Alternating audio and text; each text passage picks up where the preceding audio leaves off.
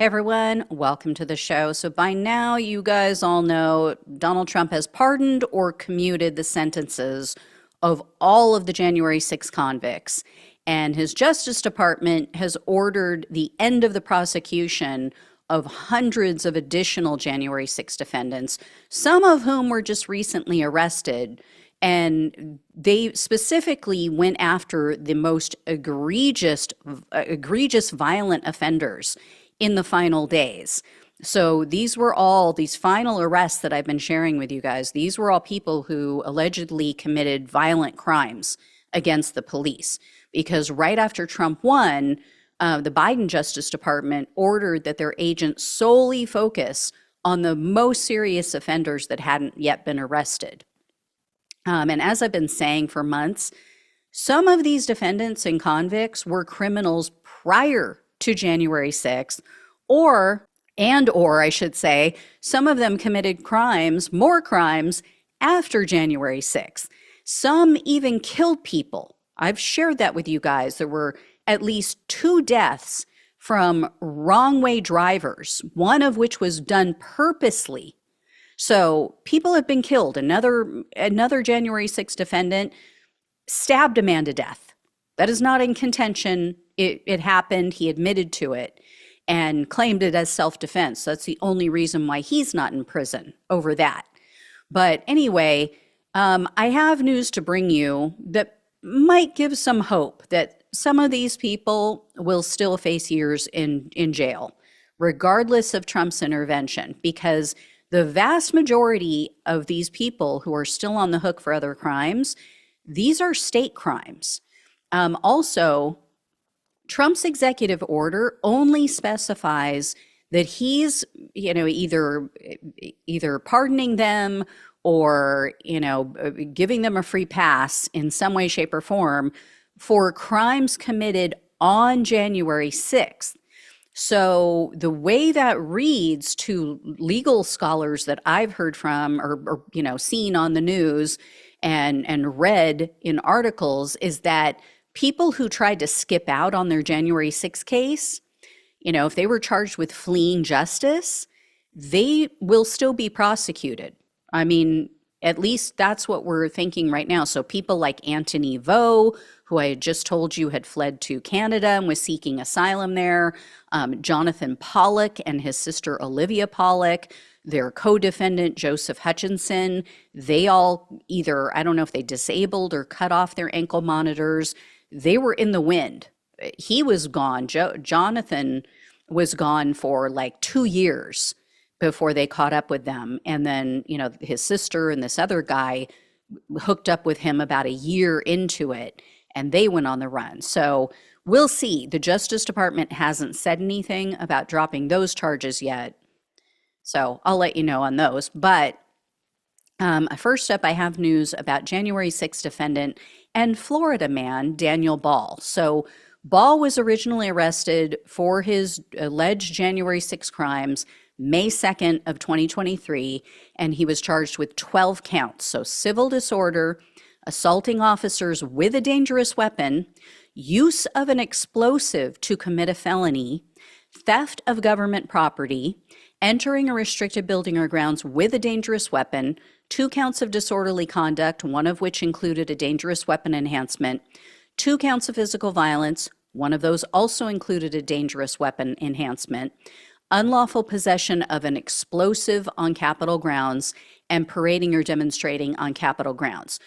Because of the violent nature of his alleged crimes that day, and also because he has a history of violent crimes that involved 3 previous felony convictions, he was ordered to be held until trial.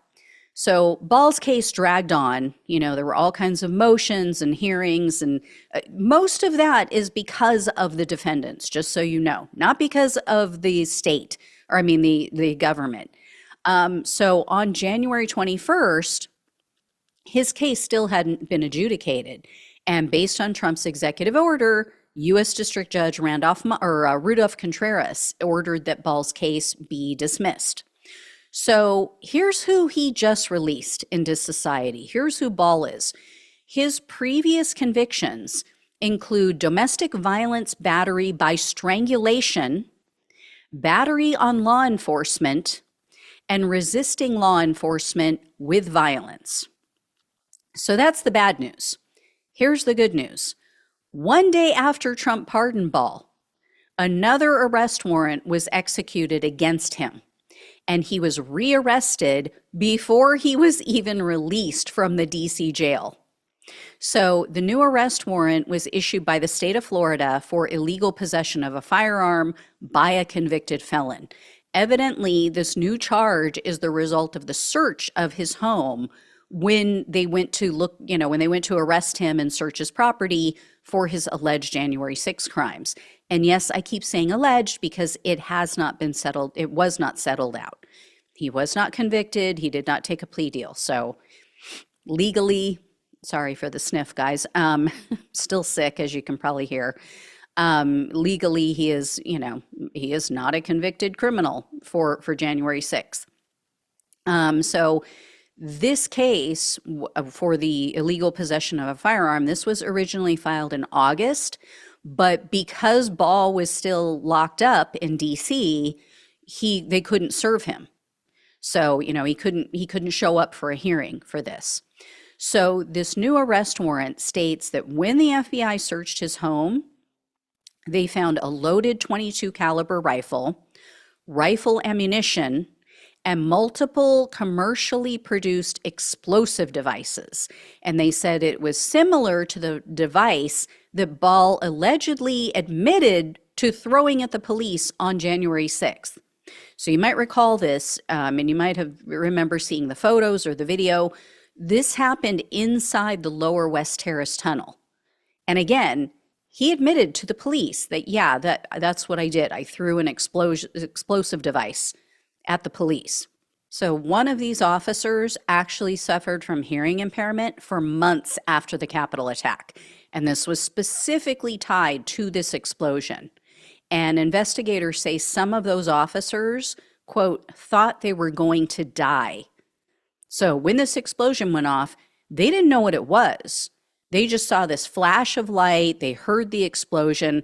I mean, even other Trump rioters who were there freaked out, and everybody just, went catatonic for a second because they didn't know what it was. So let's hope that Ball is sent away for a long time based on these new charges. But that is not the only disturbing January 6th pardon. Next up is 33-year-old Alabama resident and Army veteran Dylan Harrington. So Harrington was arrested in June of 2021. He was charged with numerous crimes for his part in the Capitol attack, including assaulting officers. So he was actually taken into custody on January 6th because the police saw a knife protruding from his back pocket. When they took him into custody that day, Harrington then admitted to the police, oh yeah, I'm also carrying a taser. So Harrington ended up pleading guilty to the assault charge because he was seen on video. He threw a 4x4 piece of lumber plus other objects at the police. So he was sentenced to 37 months in prison. Well, in the government sentencing memo, they also mention Harrington had a history of substance abuse, and they said that he was involved in a violent assault when he was in the military, but it doesn't appear that he faced any charges. It doesn't appear there were any consequences for that alleged assault.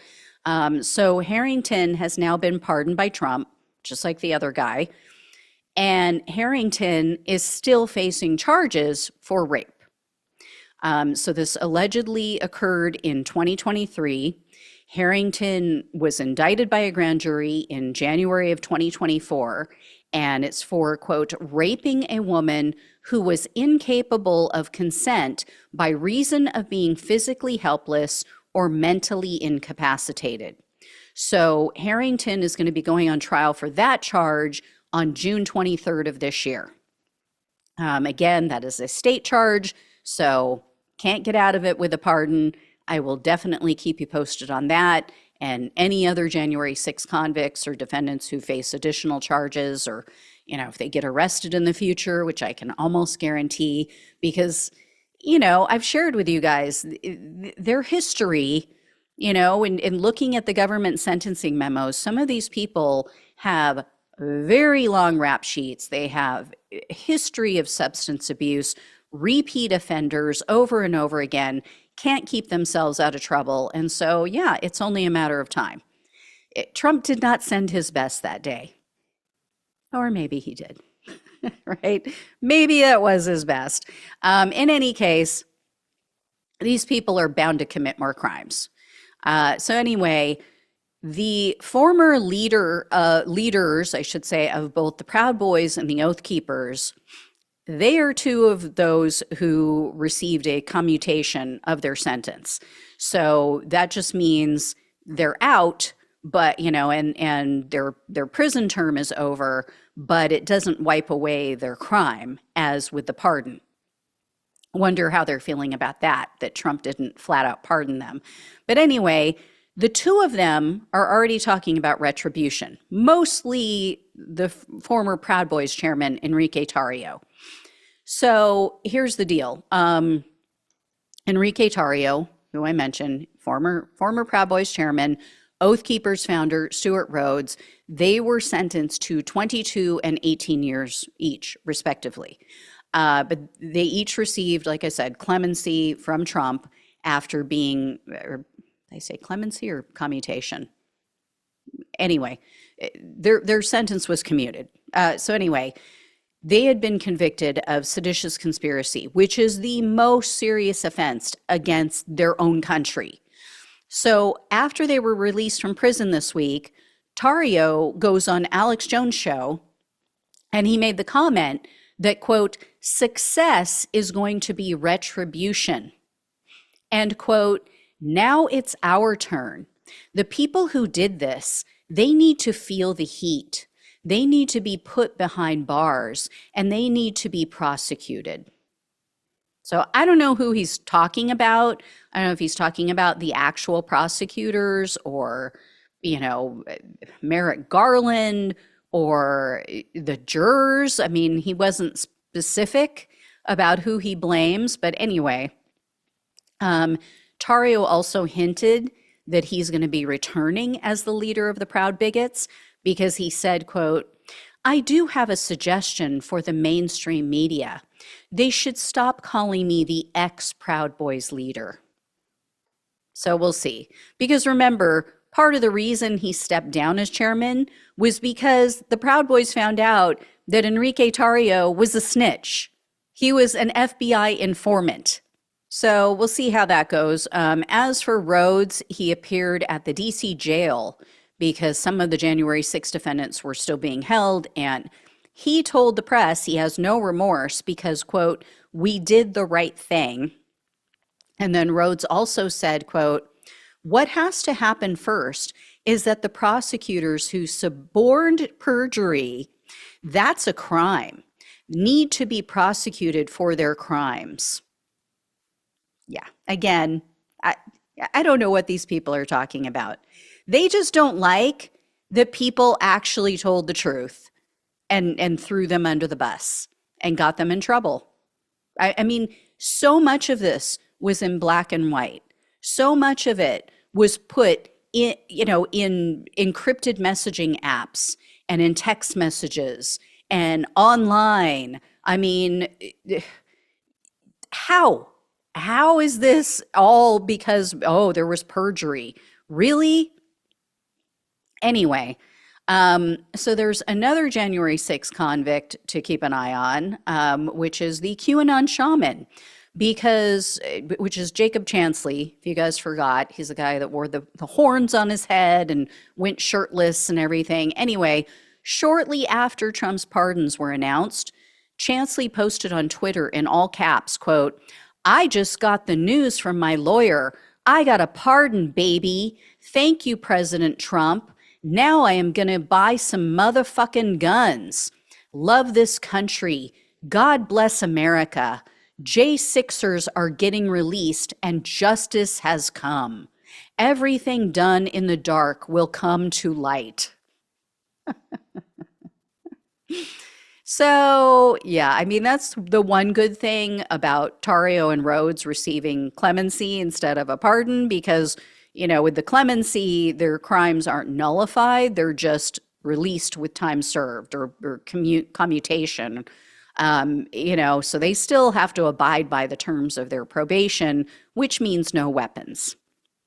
So we'll see how long that lasts, if they stick to that. I mean, is Trump's Justice Department really going to go after them if they were to be seen on video with a gun?